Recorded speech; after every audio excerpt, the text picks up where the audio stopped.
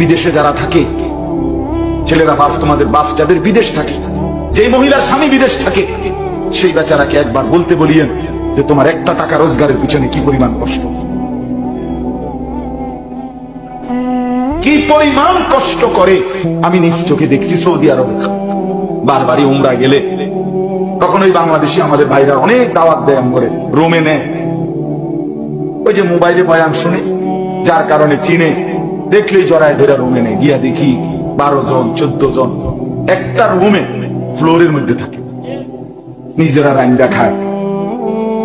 এক ছেলে আমার বলতেছে, হুজুর আমি 11টা বছর আজকে বাড়ির থেকে আসছি হুজুর, বাবার ঋণ শেষ হয় নাই, জমি জামা কেমনে কেমনে অনেক কিছু বাবা ঋণে, এই পরিবারের ঋণ এখনো শোধ করতে পারি নাই, এই জন্য হুজুর এখনো বাইর যাই। 11টা বছর মাকে দেখে না, বাপকে দেখে না।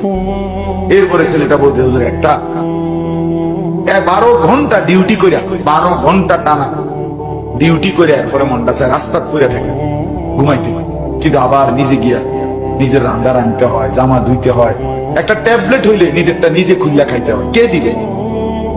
মা কোথায় আছে? মা আছে এখানে, বাবা আছে, স্ত্রী আছে।